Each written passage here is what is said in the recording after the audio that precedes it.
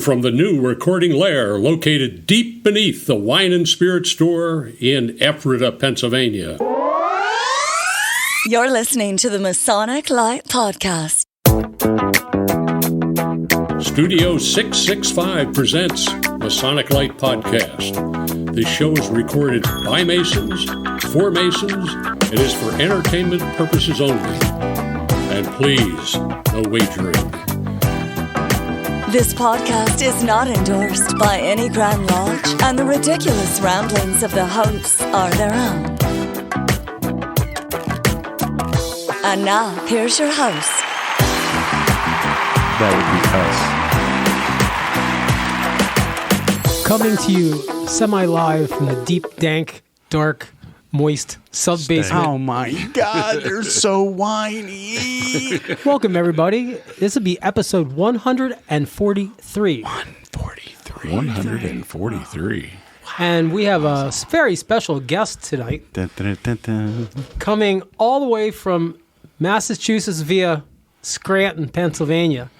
Brother Brian McHale, who is the copy editor of completely made up title, by the way, of the Trowel Magazine, which is a Masonic magazine. So we're going to get into that a little bit, and I think he's actually going to interview us as well. What? So so the show's probably going to be better than normal because he actually has some prepared questions.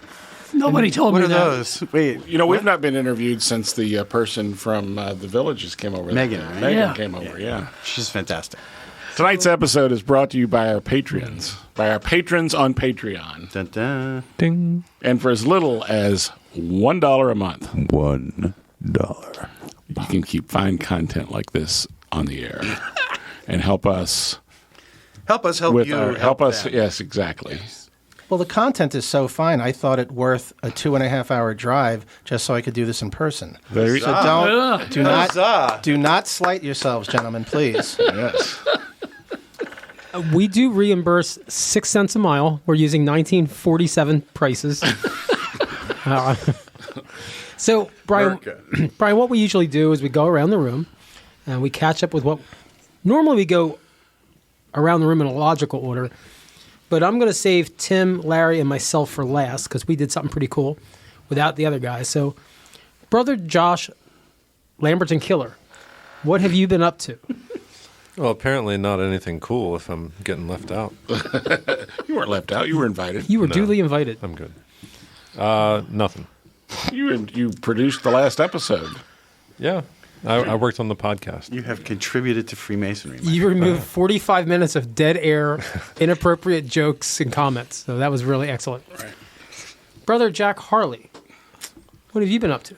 I have to go backwards in time because I can't remember far enough back to come forward. So Monday, I restarted the mentoring business at Lodge, but instead of doing it here, I just opened up my house and I said, "Hey, anybody wants to come out for have a cigar, a beverage, or whatever, and talk Mason stuff?" And a bunch of guys came out. Our friend Mo O'Donovan from the Water Spirit Shiners came out. He does the same thing for his lodge that I do for Ephrata, and that's work with the candidates and teach the ritual and that stuff. And so he just wanted to kind of pick my brain, and it happened that 4 other guys who were just freshly minted Masons were there to give him feedback on it. So that was very cool. Beyond that, I'm trying to think.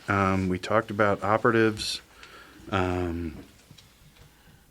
It's been... Did you pay your dues? I paid my dues. Yes, I did. I paid them on Saturday. Thank you for noticing. That's what you can do when you're in a small body. The secretary sends out a notice that says, "Here's a list of everyone who has paid their dues." And next month he sends the one of those who haven't paid their dues. Not one that's You forget the email right before where he said, "Brothers, we're all adults. Pay your damn dues." Like the year started in January or something like that. Yeah. Anyway, so beyond that, there was a lot of family stuff, personal stuff. Just doing the thing. Brother Brian, have you been up to anything Masonically recently? How would I do that? I just got here the end of June. I retired as a teacher from Boston Public Schools. We moved here, but everything actually. I went to National Night Out and I met 15 or 20 fantastic brothers from Scranton. I bought raffle tickets for Union Lodge. They're raffle. God, I love Pennsylvania. You asked me in the email. Guns. Yeah. And meat. Guns and meat. Guns and taxidermy for things you shoot with the guns. And learning how to shoot the guns is one of the other prizes. Polar opposite from Massachusetts. But one of my favorite differences, and I don't know the Masonic tie-in, in Massachusetts, no happy hour. Not since 1983. It was killed by the governor. Pennsylvania sells booze in supermarkets and has places to consume it in the supermarket. ShopRite has a name for their bar. They have 6 taps, growlers, and pints available. That just makes shopping that much better.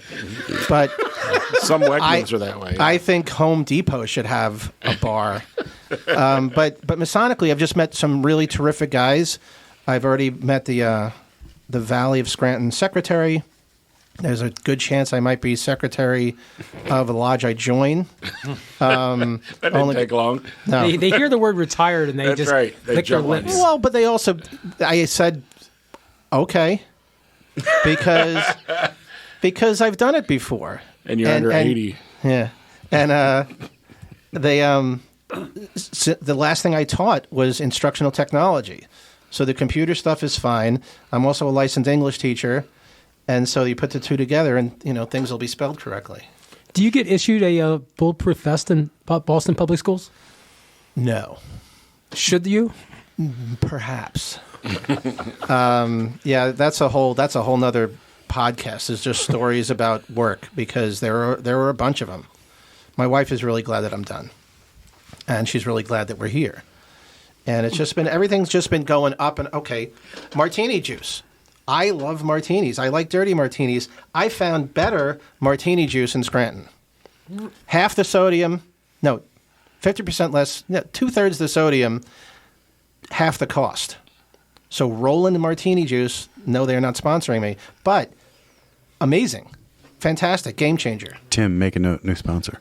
Yep. Have you noticed, does your lodge in Scranton have Limburger cheese, onions, and I don't know. Okay, I know you haven't visited. Oh, you just got here. I noticed when you go further north, the lodge snacks change, and they start giving you Limburger and kielbasi and onions as you get up towards Scranton. And it's instead of hers and Kunzler. Yeah. Right. Yeah. But Masonically, it's been awesome. I'm here. So Masonically, it's been awesome. I mean, I reached out to friends saying, "Hey, I want to read some stuff this summer. I'm not working anymore." One of my friends, my friend Hank, said, "Hey, check out the Masonic Lite podcast." Fine, I'm in. Thank you, Hank. I listen on one of my morning walks, and that's when I emailed you guys. And true to Pennsylvania Masonry, I got a response, a really quick response from you, and I was so moved. And I'm going to say really nice things for a couple of seconds. So just sit back and bask. Are you basking? Okay. No joke. It was like listening to friends I hadn't met yet, which I know is like a tenet of Masonry. It's one of the ones in the parentheses. But I couldn't wait to contact you and say, look, I got to write about you guys. I need to put a story in the Trowel Magazine because more people need to know about it. More people need to listen to it because it was so. I only wish that there was this podcast in every region of Masonry, including Boston. And it was just. Well, we like being the only one like this. Oh, no. I'm not saying it could be duplicated. But there's different kinds, yeah. Right, but this one I enjoy listening to. And and when the offer was made for me to be on the podcast, I spoke to my wife and I said, "Hey, how about a little mini vacation? We'll pop down to wherever this place is and stay over." Ifarda. Yeah. Well, it's 2.5 hours from Scranton. So again, go to Jersey and make a right. And then another right. But it's that this part Masonically is amazing. So there you go. I think that was like Larry and I. Our goal in the beginning was we own the fact that we're not the sharpest knives in the drawer on every topic, and we can't come across like we're lecturing people on things.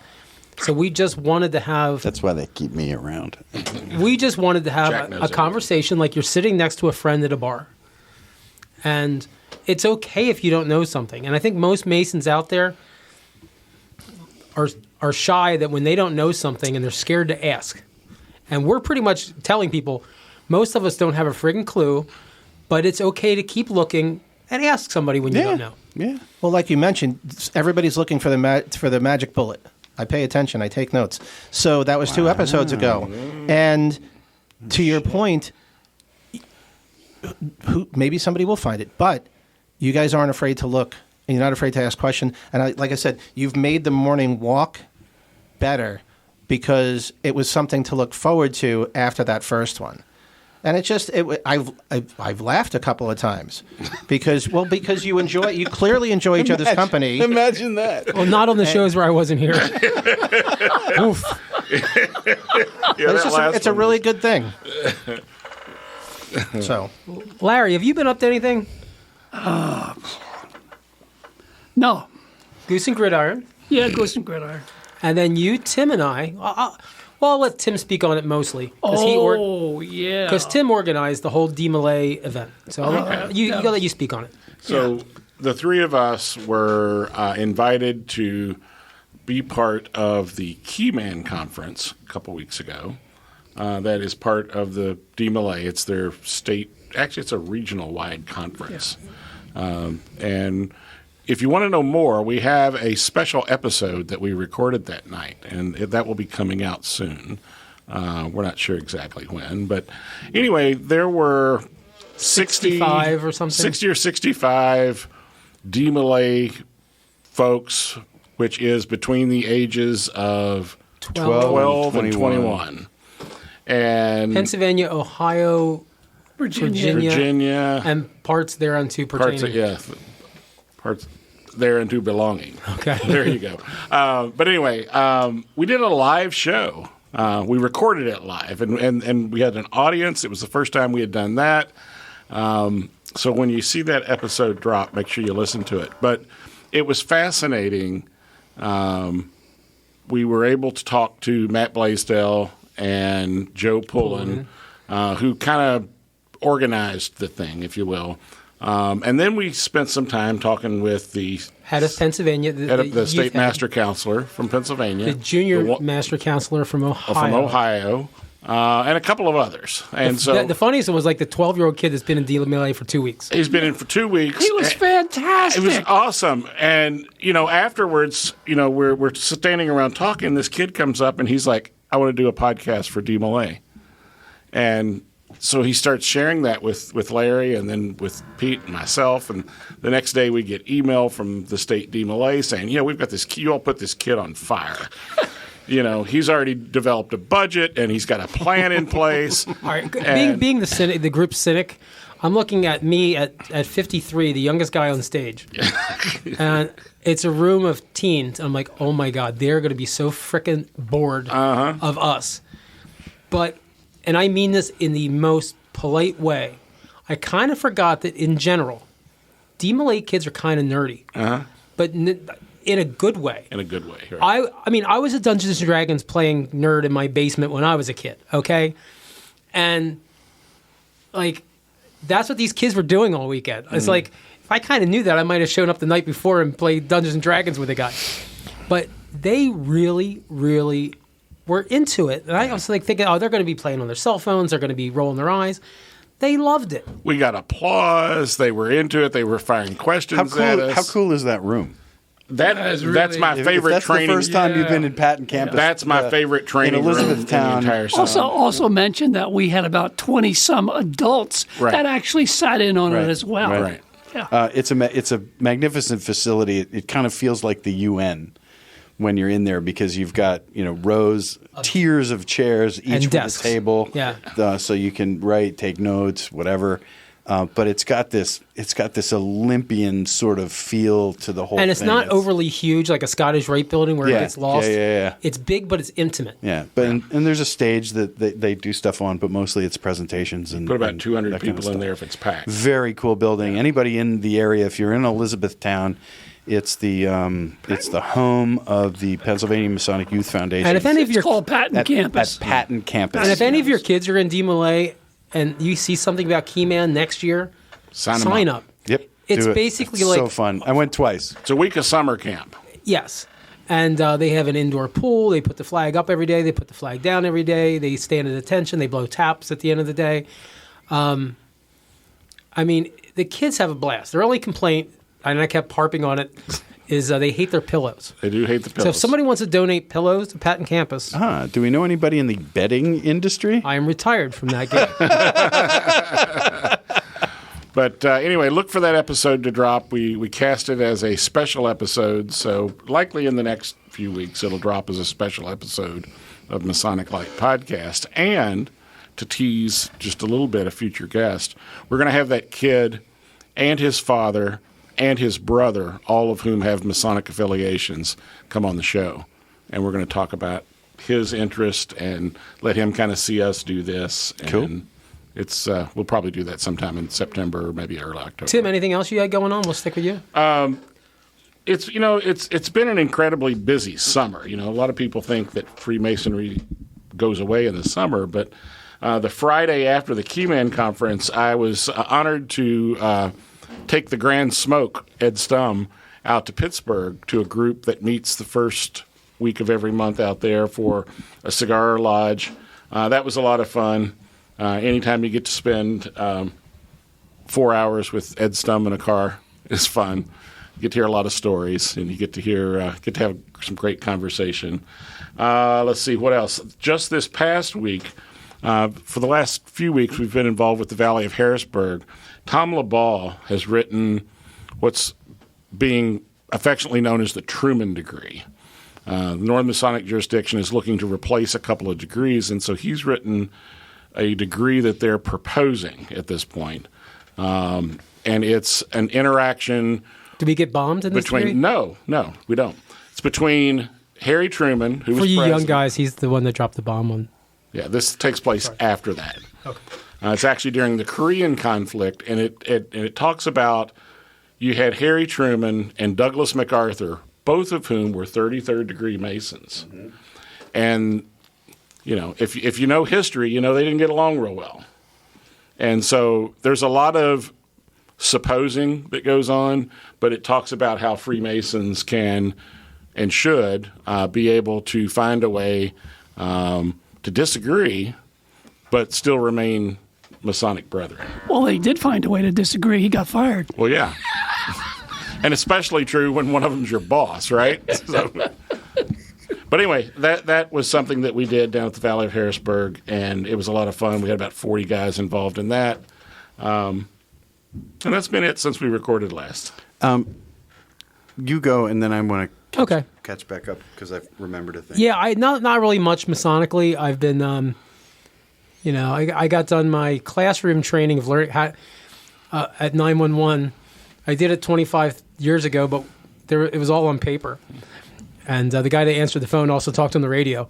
So now apparently we have these things called computers, and there's 6 computer screens, 3 keyboards, and 3 Mises in front of me. Mises. And I'm getting it. My whole brain is getting it. So how many people have you killed?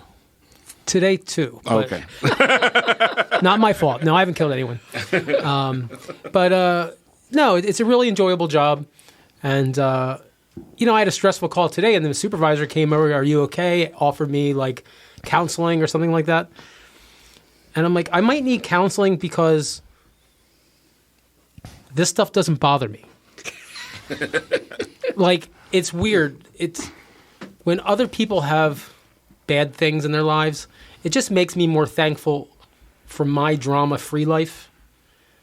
So, I just kind of keep a clear head and just plow forward and drama-free. I'm drama-free. Never drama-free between cancer treatments. Right. It's absolutely amazing. Yeah, there you go. When you have real problems, you don't fight about petty stuff. Right. So that's it. Jack, circling back to you. So two things that I did related. I finally turned in my petition to join Zembo Shrine. What? Larry's making. Just ignore that. Larry's giving me the finger. Larry. He's got to go to the bathroom. Ignore his Chuck Bednarik broken finger. But anyway, thanks to Mo and to Mike Smith for helping me with that decision.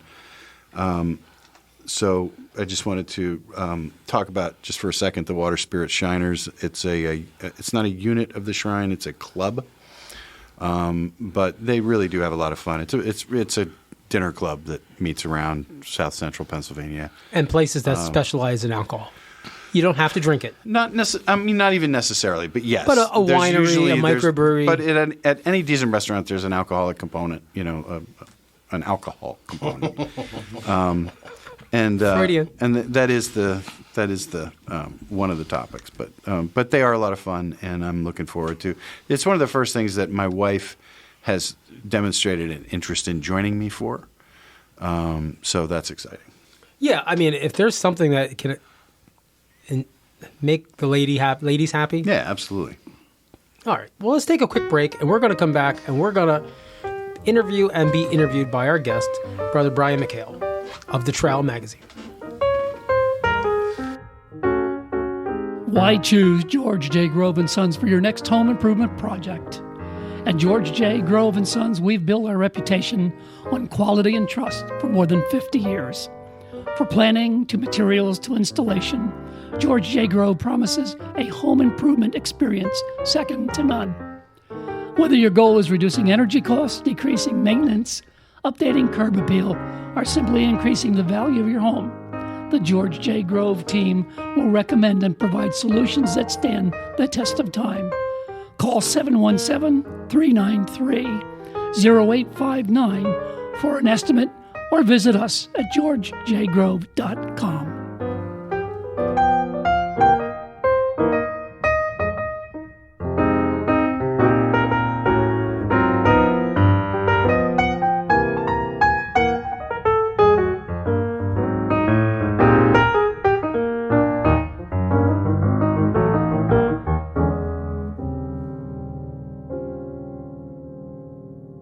And we're back with Brother Brian McHale, newly minted Pennsylvanian, but he's the copy editor of the Trowel Magazine. Welcome, Brian.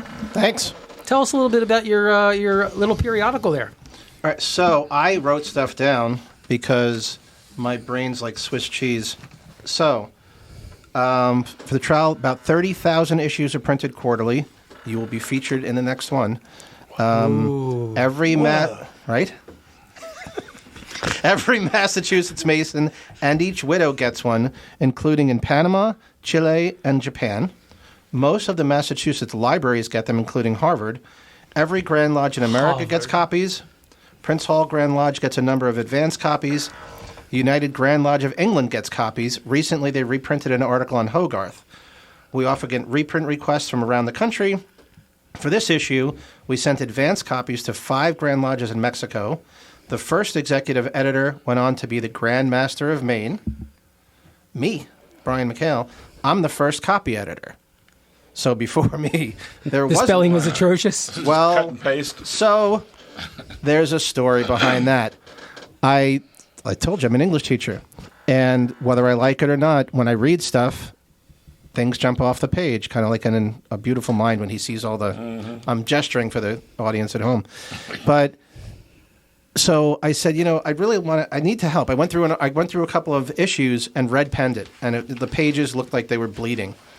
So I went to one of the lodges I belong to, Mount Olivet Lodge, and I spoke to one of my friends. I said, hey, I really want to work for Trowel. They need some help. Who should I talk to? And he goes, that guy. I go, no, really. Who should I talk to? He goes, no. That guy right there, Lee, is the executive editor. So I went over and spoke to Lee, and I said, hey, I want to help. He said, well, can you write? I said, well, I was a literature major, and I'm a licensed English teacher. He's like, okay, that works. You're overqualified. We can't afford you. And I told him how I've taught writing, including expository creative writing. He's like, "Oh, can you take pictures?" I said, "I've got a DSLR, so sure." And then he said, "Well, can you proofread and edit?" "Absolutely. That's what I teach my kids to do." He's like, "Well, welcome aboard." And believe it or not, I had no idea it started so long ago. It started in the winter of 2016. So I've been doing this a lot longer than I thought. And Lee Fenn is the third executive editor. And I brought copies for you guys. Cool. Don't give it to us yet, because then we won't pay attention. Right. That's true. So I learned distracted that. by the sound of turning pages. Right. Oh, look, pictures. And that's why, like I said earlier, I really felt strongly enough about based on just the one episode I listened to 2 episodes ago, to write about this podcast, because it'll make every Mason's life just my fingers are really close together, just this much better. It'll give them a break from everything else that's going on, and they can listen to like-minded individuals and get some good ideas. I mean, two episodes ago, you talked about if there's an event, go to it. The lodges that are doing better are the lodges you see at the event. Again, I paid attention, and it makes perfect sense. And what I like also is that it's a really positive room. Clearly, you guys enjoy each other's company. You haven't listened to you haven't listened to enough episodes. Usually, it's just us bitching about something. Turn off the gas. I don't even remember us talking about that. I didn't say the message was always positive. I said you enjoy each other's company. Yes, we do. And that's really, really important. It makes for a pleasurable way to spend some time listening about things Masonic. So the most recent, the summer episode you just did, I listened to while I was doing some work in the kitchen on my computer. Not our best work. Not our best work. It wasn't bad. It was funny. Okay. I missed a couple in the middle there. Yeah. But it was great. You know, and I listened to it on, hang on, I think it's SoundCloud. It's on something. We're still hosting on SoundCloud? Yep. Yeah, that's where we upload it, but then you can listen to it. There, yeah. I think so. Anywhere. It gets pushed out to all the aggregators. Yeah, SoundCloud. And it's just great. I love that it's on. What's cool, too, since the technology's come so far, it's when you want it to be there. Mm-hmm. So you don't have to be plopped in front of the TV at a certain time. It's literally available anywhere. And that's why I think it's really cool. And I think a lot of Masons in Massachusetts would really dig it. Hence the article suggestion. Cool. Also, too, we are one of the top 3 comedy shows in Romania. We're number 1. Number 1 now. We're number 1. Romania. I don't know how. Pray for the folks of Romania. They definitely need some laughter in their lives. I don't know how Romania aggregates their podcast stats. Maybe we're doing really good. The person who writes the subtitles. Yeah. So I wonder what we're really saying. So now that you're in Pennsylvania, you've gone from the second oldest Grand Lodge in America to the first. So does that make you feel better? He's changing color. Take that, He's literally changing color. I had no idea until you just told me. I do know that Ben Franklin said he wouldn't be caught dead in Boston. But no, it's great. Like I said, everybody I've met here, present company included, is just terrific. Super supportive, super responsive, and nothing but great things. Everybody is having a good time. The fact that you guys have 400 members, that's incredible. No, that's the lodge. I mean, that, yeah, right, but that's amazing. Your lodge has 400 members. Mm-hmm. That's outstanding. These are like Chicago numbers. That's really like 200. We just let the other 200 vote. We call them donors. And what's really the house we bought in Scranton, I can almost see the temple from the 3rd floor. It's a 1.5 miles door to door. So going to lodge now is just going to be easy peasy. So can I ask a question? Of course. Yeah. Please. Why Scranton? What made you choose Scranton? I'm just the electric city. Needed good pizza. Can't find any good pizza in Boston. Oh, Scranton does have good pizza. I'm from Brooklyn, and I grew up on Long Island, so I'm spoiled for pizza and bagels. Okay. Scranton has them to oh my gosh, I think 70, 80, or 100 pizza places. Yeah. And the pizza's phenomenal. And that was the number. No, absolutely not. Real estate's affordable. So your cost of living has dropped by 82%? As soon as you cross the river. It's dropped by. Price of gas goes up, but living goes down. Oh, come on. A Sam's Club, $3.96 today. 5% back if you have a Sam's Club card. Midterm election. But no, it's terrific. The cost of living is minuscule compared to Boston, and people are nicer.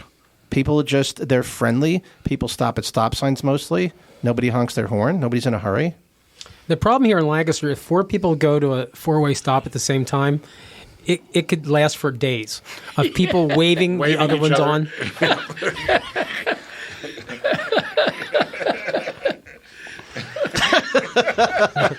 You can't see us all waving. And then usually, like, the person that gets there fourth is me. You grew up a little closer to Philadelphia, and I'm like fuming, like dropping F-bombs. All right, enough of that. Yeah. All right, I'm out of here. They had a meme where there was a 4-way stop and there was a skeleton in one of the cars. Plus, I can ride my motorcycle a lot more because if I tried to ride to work in Boston, I'd be a hood ornament. Mm-hmm. Whereas here, it's everybody really loves their motorcycles and their sheds. The shed is nicer than my apartment in Watertown. It's gorgeous. I want to get everything out of it because we're going to turn it into a cabana for an as yet not installed pool. Oh, nice. It has a loft. It has storm windows and vented soffits. It's fantastic. It is quite a shed. Yeah, it really is. A pool with a loft. I'm curious. So, do you have a question for us from your list of questions? Well, when and why? Why the podcast? When did it start? We'll let Larry answer. Oh, God. 7 years ago, right? April 4th, 2016. Is that when it started? Okay. Oh, it's on the wall. Oh, yeah. April 4th, 2016. Welcome back, Larry. Yeah. We Pete and I went to a Academy of Masonic Knowledge in Elizabethtown. And they had the guys from Masonic Roundtable up there. Beep. Great podcast. It really is. But it's right, and they put on a demonstration explaining to us what they do, and it's really smart guys, but they were doing it remotely from different locations. So I think it was like 4 or 5 guys via Zoom, and their content was usually a little over our head. They have a bigger audience than us. They're awesome. But Larry and I were just like, why don't we could do this, but we should do it more casual, like we're sitting at a bar, and we should do it sitting next to each other. And then when we have guests, we should have them in studio. Because here in central Pennsylvania, we're really lucky between Elizabethtown and Philadelphia. We have so many heavy hitters in Freemasonry that are great guests that we personally know. So, the first year we just pulled from our friends, and I thought we had some great shows. And we really did. Until you got me in. And Jack showed up, never left. Just ruined the whole thing. Then I showed up and never went away. Yeah, it was probably, we were actually in a professional recording studio for the first, 8, 9, 10 shows. Yeah, I was doing a comedy podcast that we had writers, and we were pretty professional, but we were trapped by being regional. And I guess there's just not enough people in Lancaster County where the Amish live that are going to listen to the podcast. That are going to listen to a podcast. So we said we should do this, and the guy that ran the podcast studios will come on in after your show and just do it. And in a couple of weeks, he goes, "You have more listeners on your show than any of my other podcasts," because we found this little niche audience. Because there's Masons all over the world. Mm-hmm. And we got more of them here than anywhere. And most of them, even in the foreign countries, speak English. So we're bombarded with Masonic material. But if you're at a small lodge, I don't know, Montana, you might have to drive 3 hours to go to Scottish Rite. You might have to drive a couple hours if you want to be a York Rite Mason. We have it all in the same building. But in 3 hours, I could be in 4 different valleys. In 3 hours, I could be anywhere from New York to D.C. to the beach. But not everybody has that privilege. Yeah, so they really started listening to us because they weren't getting out of their local lodge what they wanted. Yeah, this is, like you said, this is the social time.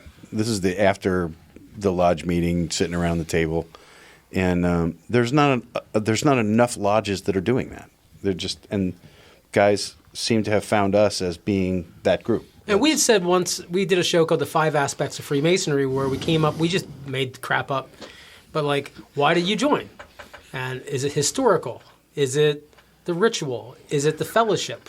Or are other two? Esoteric things. Esoteric and philanthropic. Philanthropic. And if you join the Masons expecting one of these things, and your local group of Masons are not scratching that itch, you start to lose interest in Freemasonry.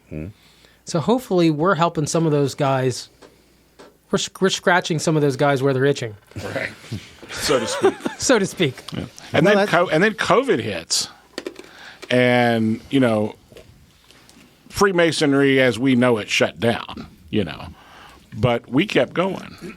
We were like hair on a biscuit. We were right on time. We were right on time, right on the same. You know, we never missed never missed a. I never thought about it that way because you would be that one constant, right, that they could depend on. Well, and you know, talk about the perfect storm.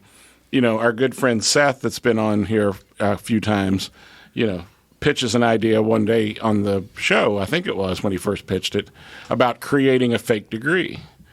And so Jack gets with Seth, and Jack pretty much writes this thing called the Digital Order of the Knights Quarantine.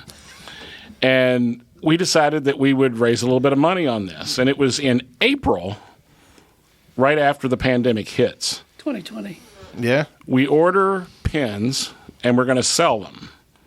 And we think, you know, and if you pay, you get a link that you can listen to us perform it live. Yeah, on Zoom while you're watching basically like a PowerPoint, a PowerPoint presentation of my cartoons. Right.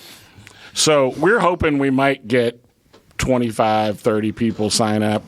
We had over 300. That's awesome. And and literally from all over the world. Yeah. And then they all hung out at happy hour virtual with us afterwards and drank with us. Yeah. My lodge instituted this toast to absent brethren on Zoom. Literally, we did it every night for the first 3 months of the pandemic, and since then have done it once a month. So we did the night's quarantine, and then we did happy hour with my lodge afterwards. That's fantastic. It was insane. That's so cool. So I think probably, this is horrible to say, but COVID was probably one of the best things that's happened to Freemasonry since Dan Brown. I mean, it congealed everything, and it gave the fraternity an opportunity to just kind of shed some of that old crustiness and give the new young and allow guys us to do things like lodges started having virtual meetings, virtual guests. The volume of education that's available online now. I'm just really glad that the technology existed. Because I was teaching and we went remote. Mm-hmm. And if this had been just 10 years ago, what would have happened? Right. Nothing. Nothing would have happened. And of course, talk about being so joining the Navy, being named McHale, not a good idea. Not the best decision. But being a teacher, everybody going remote, being the technology teacher in a school with 650 kids and 173 staff, and everybody asked, I was responsible for those people. Oh my goodness. Not the best timing. A lot of Chromebooks. But it was just, at least the technology was there. Mm-hmm. Or else we would have just been, sitting at home in the dark. But I do think we've come out of it probably sounder, smaller, for sure. But I think we're on a really good trajectory right now. I think we really dragged a lot of, I was told a long time ago, being illiterate in our current day and age is not being able to read or write. It's not being able to keep up with technology. Mm-hmm. And there was a generation that was really scared to embrace Zoom or some of these newer technologies. But guess what? When they had to talk to their grandkids, and when they had to they did it. They did it. And I always think it's great when people who are in their head are done learning try to learn again. Mm-hmm. That's why it's. Relearning my job at 53 is harder than it was at 28. But I believe it. But it's also more rewarding. Even if their VCR is still blinking, the time is still wrong blinking. Time on it. They can Zoom their grandkids in Florida, which is just or from Florida. Right. But no, it's just I was grateful the technology existed. Yeah. So what was one of your favorite articles that you wrote? That I wrote? I write occasionally. because it just one of the reasons I became the copy editor was to keep my teeth sharp. In that, when I stopped teaching English actively, there was no outlet. So I needed this to I say to keep my teeth sharp, to keep me aware and to keep me critical. But sorry for leaning away from the mic. I wrote an article about fortitude, and what I did is I focused on people who had done great things. The guy, what's the movie where he saved 73 people by himself? I can't remember, but I wrote about one of the police officers in Washington, D.C. I wrote about my students in Boston. Some of these kids would just break your heart with how strong they are at 12 and 13 years old, going to a food bank to get food for their family so their family can eat with a younger sibling in tow. That's a tough kid. And it was humbling to work with students like that. Students who had to commute longer than I did, who had to take 2 trains or a train and a bus to get from East Boston down into Roxbury. They're 12 years old, 13 years old, and they're navigating the miasma of Boston mass transit alone in rush hour. I wrote another one about green masonry, talking about technology. The guy who's the what's his title? He has a title. Kevin, who works for the magazine, created a brilliant square. And I'm making hand symbols here. A square and compasses. Was that Crips or Bloods that you just showed me? I'm not representing. I'm wearing neither. Well, you're wearing blue. So, but he created a square and compasses with the recycling symbol in the center of it. And I thought that he found this. Nope, he created it. And it was so cool. I wanted to get that made into a pin. But I wrote an article about, to your point about technology, get rid of paper. We don't need paper. Paper is old. Paul Revere wouldn't be using paper. Ben Franklin wouldn't be using paper. They'd have everything up in the cloud somewhere. But an article like that, that was one of my favorites, Fortitude. Oh, I wrote about a book. Hold on, I have the title. I wrote it down. There's a book that the Scottish Rite published called something. No, it has a title. Here it is. Freemasonry by Questions and Answers. There's Brother Kamel, I can never say his last name correctly, and he's phenomenal. Super great guy. You'd love to meet him. And he speaks French fluently because he grew up, I hope I don't get this wrong, Kamel, in France for a while. And his French... I was going to say, that was like a bunt. I mean, are you going to say like Ivory Coast? Or are you going to say... It was a bunt with a man Imagine on that, first. learning French in France. Well, no, but he wasn't born in France. Oh, okay. And he's just the super nicest guy in the world. And he reached out to Lee, the executive editor, saying he needed a proofreader for this book for the Scottish Rite. And Lee wrote really flattering things about me, and we connected. I had met Kamel previously, but we connected on this book, Freemasonry by Questions and Answers. And he translated the French and brought me on board to be the copy editor and proofreader for this book. You can go on Amazon and get this book, and if you do the look inside thing, there I am on the title page. It was really cool, and it was fun. It was such an academic exercise, something like I haven't been involved with in years since I got my degrees, and it was terrific fun. So I did that. Brothers, remember, if you ever send an article to Brian, make sure when you end the sentence and you hit the period, you hit the space bar 2 times before you start the next sentence. Not anymore. Not anymore. No, thank you. I will No, always. thank you. I will always. Yeah, me too. No. I learned typing in high school and I can't get it out of stand my head. Single space. No, single space, please. Plus, I write to MLA standards, not APA or Chicago or anything. But no, when you send me the articles, my job, one of the things people ask me, why do you do it? Because it truly is a thankless job in that I never get thanked. But it's... Thank you for destroying my writing. No. I humbly disagree. The reason When I said yins, I meant it.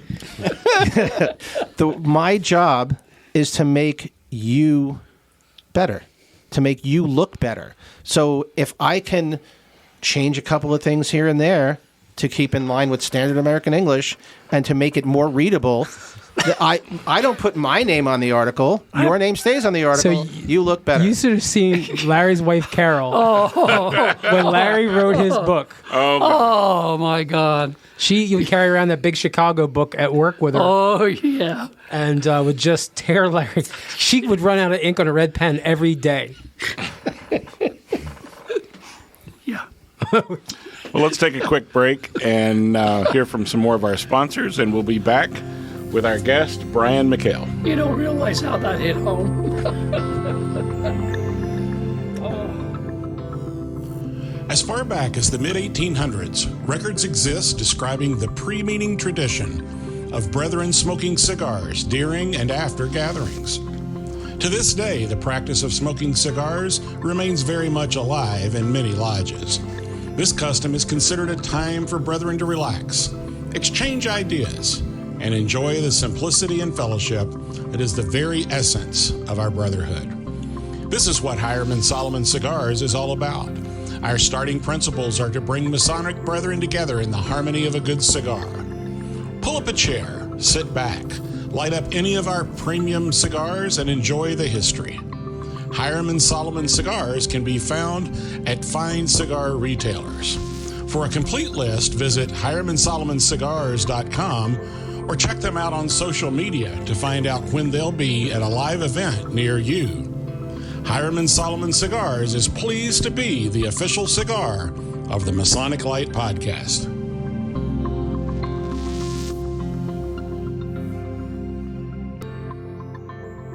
How did you guys pick each other? Seriously, Jack showed up to an episode, never They were left. already doing the show.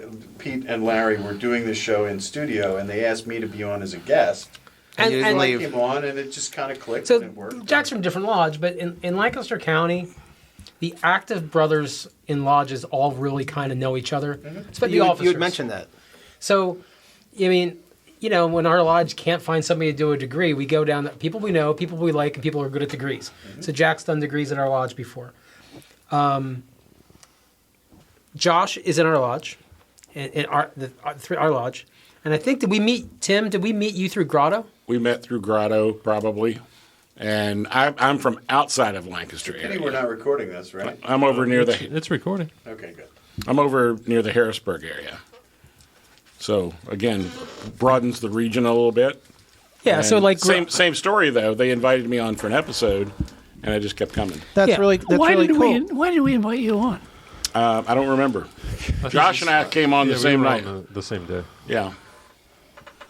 Yeah, but Josh was actually the only one we actually recruited.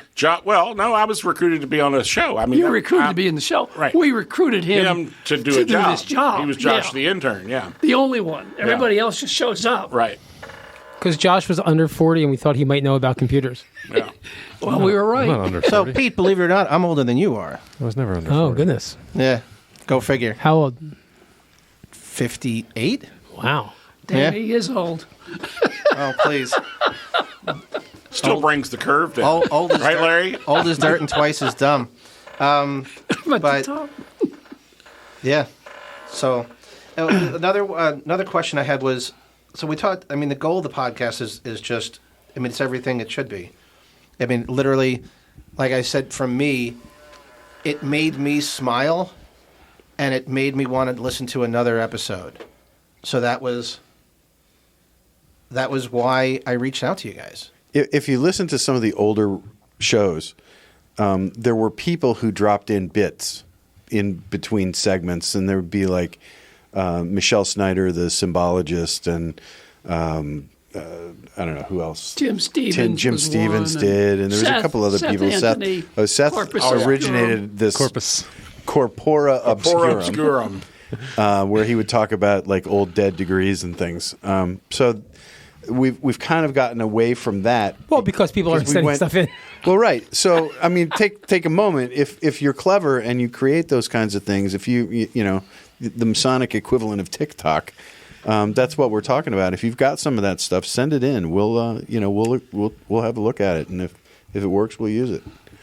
You keep checking your watch. You're going to. It's an Apple Watch. I got a text. It's a Garmin. Oh, okay. See, nobody texts you, Larry, so you don't see it. Apples are that shape. This is Yeah, round. okay. All right. So let me follow up on that. Jack, what do you like best about doing the show? The hangout. Same here. I enjoy 100%. getting together with you guys, having a dinner, and then... Yeah, the only thing missing is Pink Floyd and, maybe a backgammon table. It's a throwback. It's what I remember, but I really, Yeah, I don't really hang, other than this and maybe at a bar after a lodge meeting, I don't hang out with my buddies a lot anymore as a married guy. Yeah. Tim? No, I would say the same thing. I mean, I consider you guys among my really good friends, and that's developed over time. I think the things that we are all involved with that we're not all involved with, if that makes sense, is amazing. Pete's been the head of every group in the world. Larry's finally the head of a group, right? What? Oh, he doesn't know that, does he? Go back to sleep. Go back to sleep. Josh was the head of a group and killed it? Yeah, Josh was the head of a group and killed it. And then started a new one. I consider it a success because that was my goal. Yeah, That's right. So I'm a little curious. Why doesn't Josh have any facial hair? I'm looking around the room, seeing a lot of chin stuff going on. Well, he makes up for it up top. So I took a shower today. Don't explore that too far. So Josh, you're I guess the term would be hermit or introvert. So what do you enjoy coming out here? Or is this like, or do you dread it and you just do lots of drugs and then come out? No, I like coming out. I like hanging out. Okay. I like hanging out with you guys.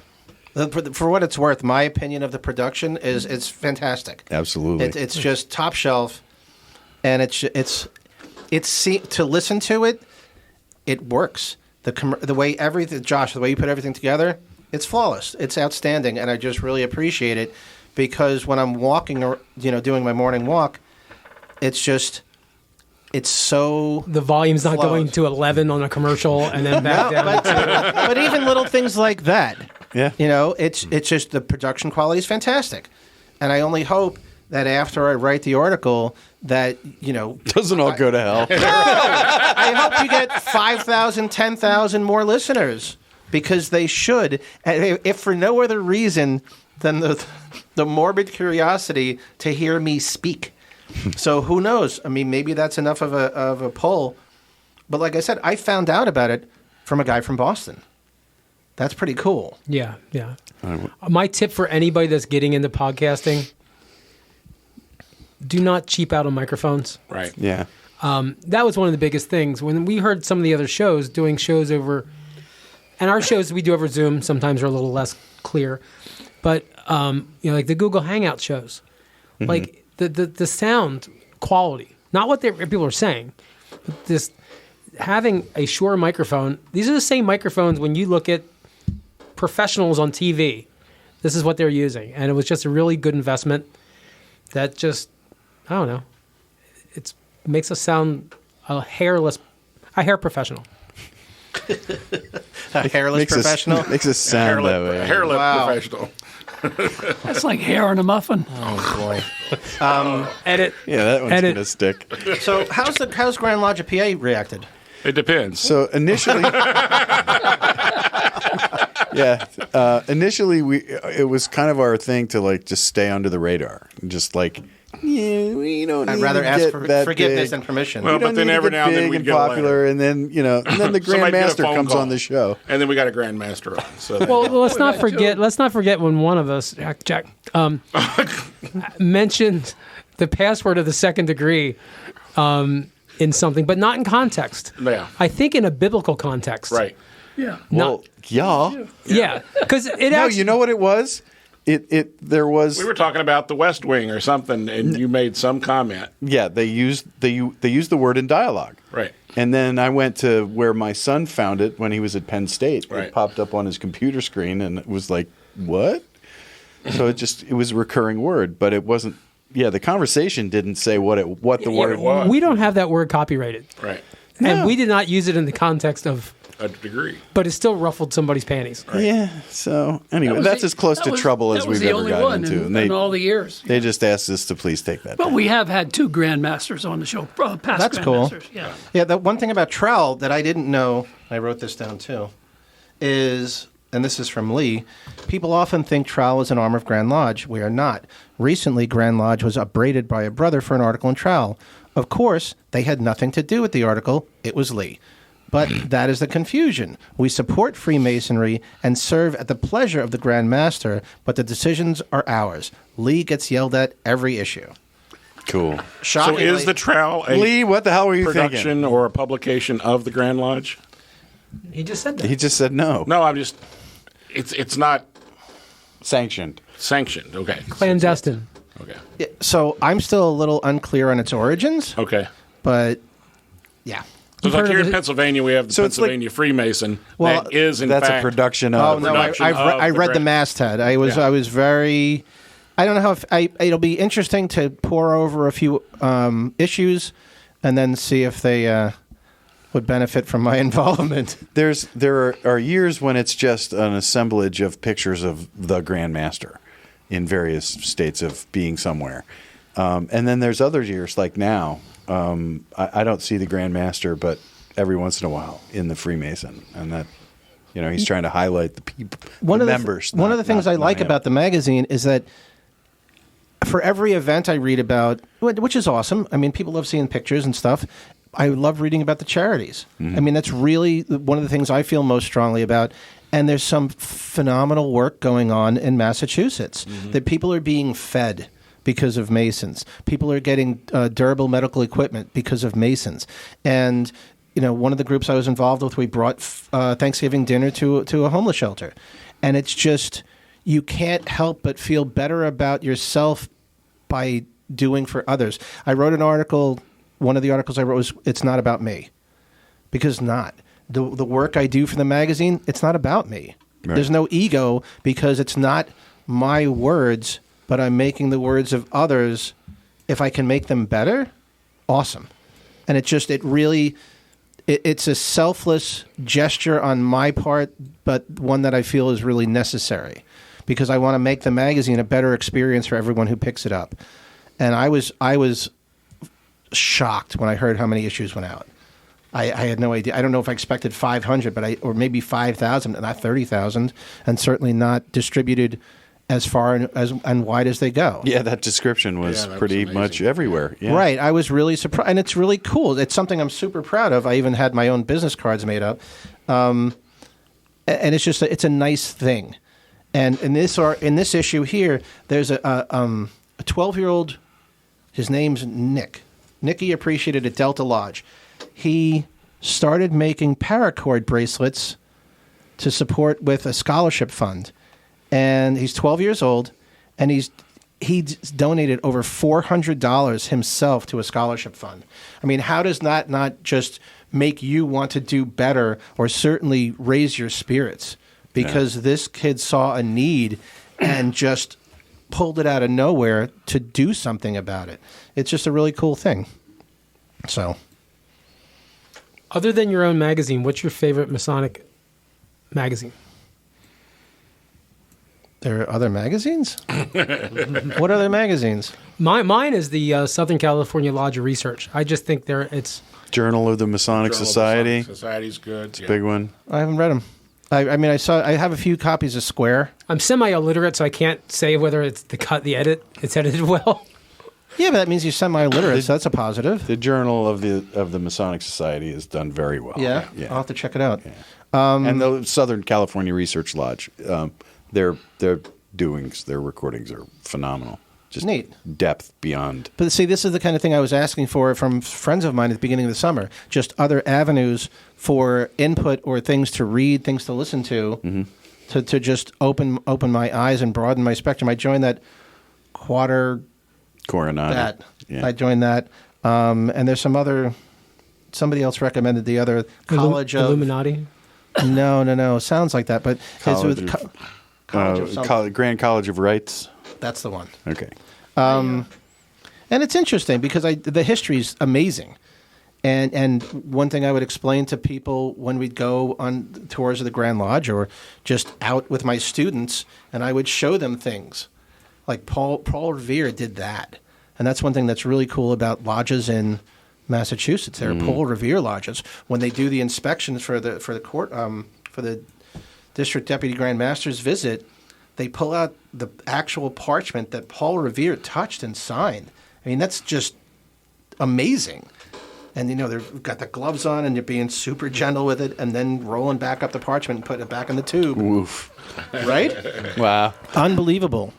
And that was one thing that was really cool about Boston Freemasonry, was Paul Revere was there, and Ben Franklin was there, and it was just really, really, it was really cool.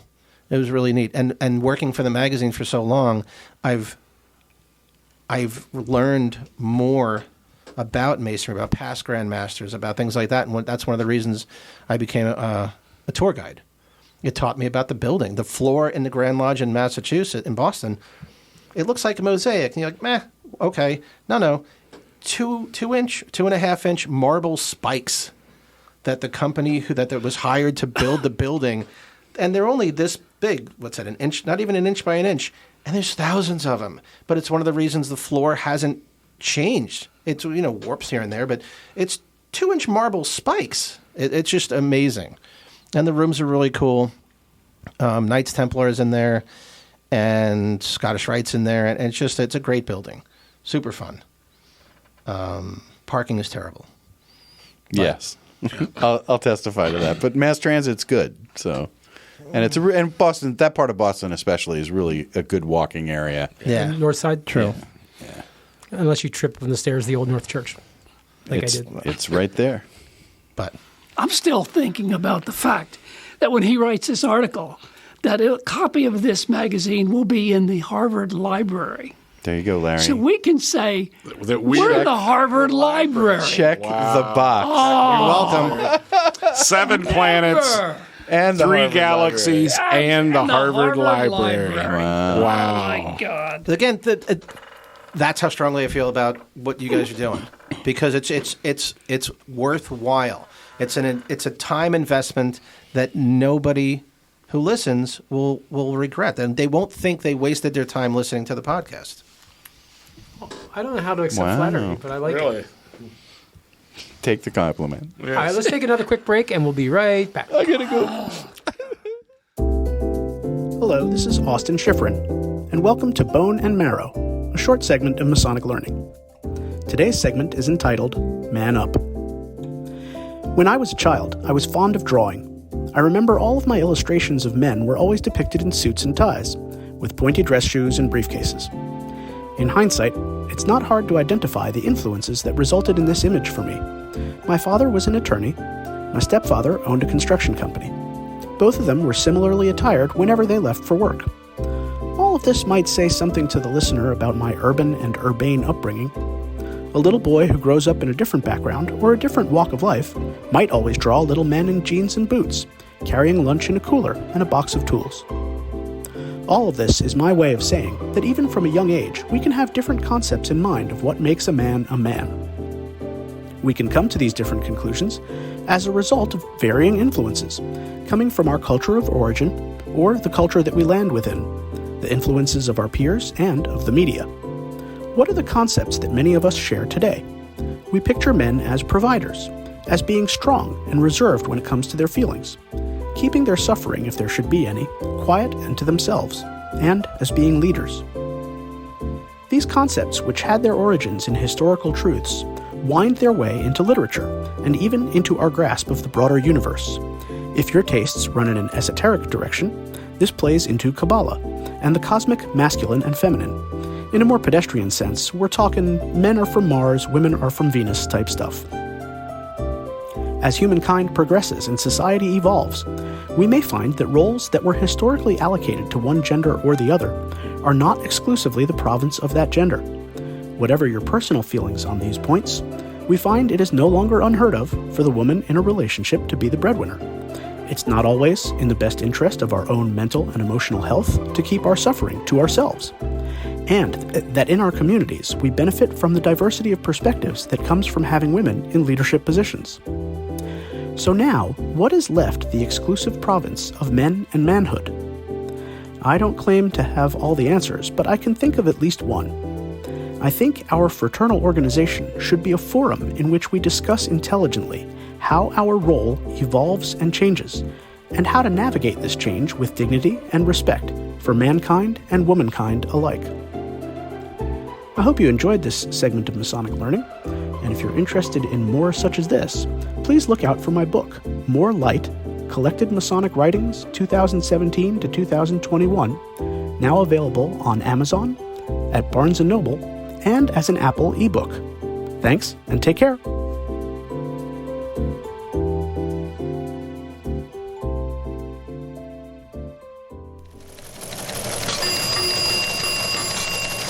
In Masonic news today, in a sad example of the boredom, anger, and misinformation, an obvious lack of adult supervision, an undisclosed arsonist felt it would be cool to firebomb an empty Masonic building. The alleged perpetrator approached the Valley of Reading Scottish Rite Cathedral under the cover of darkness and hurled a small incendiary device through a broken window. A person of interest is being questioned, while we question whether that person is very interested. Meanwhile, hundreds of Knights Templar refugees and Illuminati hermits have been displaced, and the Holy Grail is temporarily unavailable for spells and curses. That's the Masonic news. So mote it was. We do have the Prop 10 Commandments signed by Moses? Charlton Heston. Charlton Heston. Okay. Oh, yeah, we do, actually. Charlton Heston got his 32nd degree at the Valley of Reading, and while he was there, Are you? That's he good. signed, Oh my God! he signed the prop on the back. Yeah. Yeah, bump that one out. Yeah. Yeah. These 15. By the way, 10 Dude, I was commandments. totally joking. I had no idea. Really, me either. who was firebombing the Elks? What? Why? They got Why not They us? got 86 for drinking too much. What? Come on, people. Alrighty. Tim, what do you have going on? Anything you got going on? Yeah, a few little things coming up in the next week or so. Won't mention the ones that happen before this show drops. But next week, we get back to rehearsals, getting ready for our September meeting at Eureka West Shore Lodge number 302. Does Ubar meet this month? Not in August. No. Okay. So I don't have that meeting. I'm going to be attending a meeting of the past masters for Zimbo Shrine coming up in the next week or so. Capital Area Scottish Rite Club. And I think that's probably it up before our stated meeting, which is Tuesday, September the 6th, because on our regular stated meeting in September, it's Labor Day. So we actually get to meet on a Tuesday. Do you all meet on Tuesday that night also? The first Tuesday. Yeah, so we're going to Yeah. double up that night. All right, that's about it. Jack, how about you? A lot of stuff that's kind of stretched out. I forgot to mention Cincinnati's council met before the previous recording. Anyway, I've been asked to do the third degree charge. My favorite bit of ritual is the third degree charge. I love it. We're actually doing the degree in a lodge meeting. So we're going to open the meeting, pay the bills, close the meeting, and then confer a third degree. And that's something that isn't done in Pennsylvania. It's very rare to do a degree on a stated meeting night. It's usually an extra meeting. No kidding. Later, There's actually later in the prohibition month. against it Yeah. without It used to be really common when I was master, Right. but then there were lodges that were only doing them during stated meetings. Right. So some Grand Master says, no. So what? So you have to have 2 meetings in a month if you want to do a degree? Or 4. Yeah. Yeah. Yeah, if you have like 3 petitions, usually we'll do a maximum of 3 degrees. But Maximum if, of 3 degrees in a night. Yeah, but if pretty they're much. third degrees, sometimes we just do 2 and 1. Yep. Wow. Yeah. That's different. You'll find a lot different. Especially if you're going to be secretary of a lodge. I've been asked to talk to Teutonia Lodge up in Reading or Wyomissing or wherever they are. They're in Reading, right? They meet at the Masonic Center in Reading. And then I've also been asked to present my St. John talk to the Pennsylvania Lodge of Research. So we've got some cool things coming on. Operatives continue. That's a cool thing. Just doing that Mason thing. I'm trying really hard not to be in any offices. But I'll get initiated into Shrine in October. Cool. So if you happen to come out, you can watch me sitting there passively watching it happen on a screen on a screener stage. But yeah, so that's me. Before we go on, one thing I failed to mention is that on September the 10th, Ubar Grotto is going to be sponsoring a cigar train down in Shrewsbury. And you can check out the details for that on their Facebook page. Are we allowed to shoot off the train? Shoot? I don't think we can do shots. We can't No, shoot. firearms. No. Are you insane? Thought this was America. Yeah, we're going to have some fake buffalo We're not going standing to, off we're not going the to side. recreate the Wild West. We're going to shoot these fake buffalo. Oh, my God. Oh, goodness. Brian, what have you got coming up?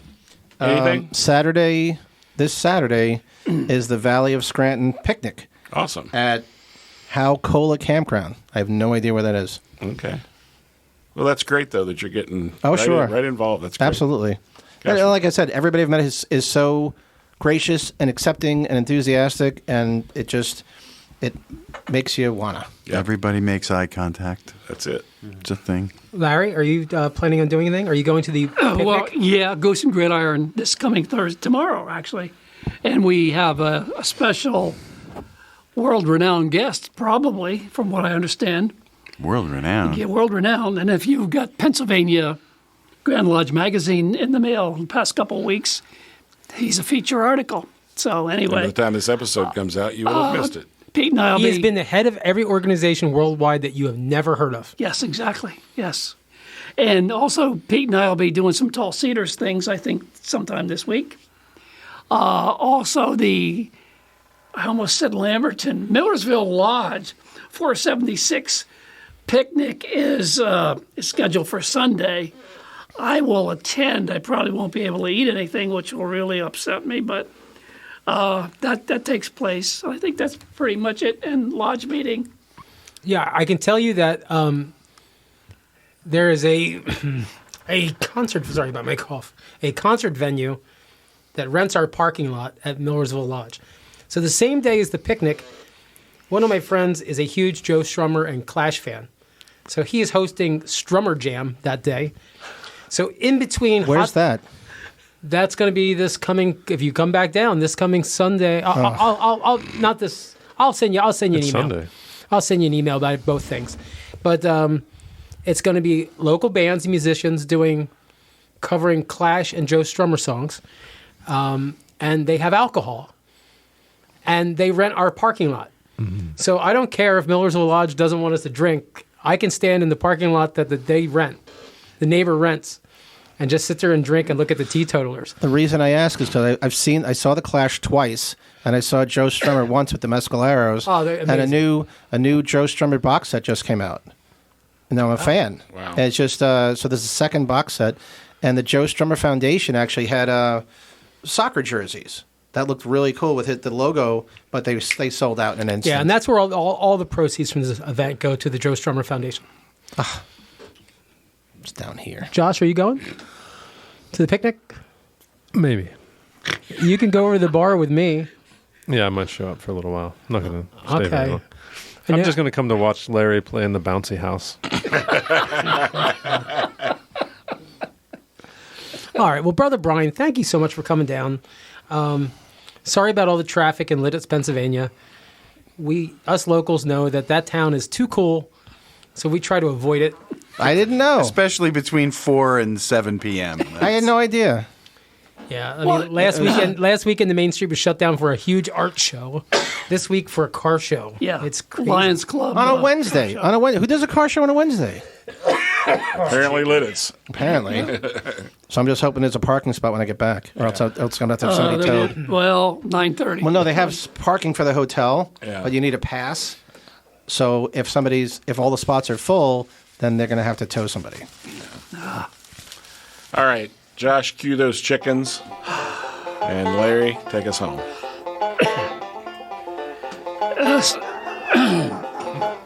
Easy for you to say. Yeah. Special thanks to Everett Lodge 665 for continuing to make this studio available. Also, special thanks to, God, who do I have to thank? Oh, Josh Lamberton, Killer. our producer and director, Killer. who continues to make the show very listenable.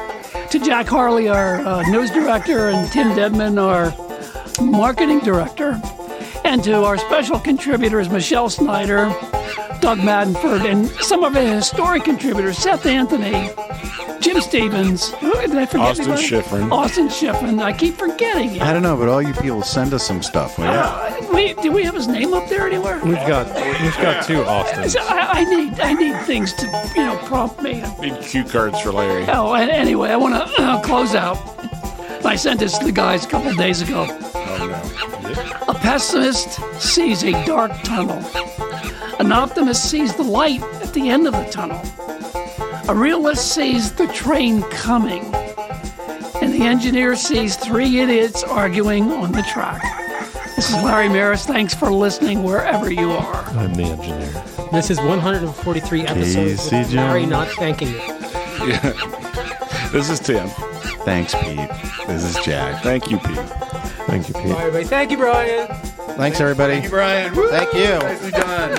Goodbye. Peace.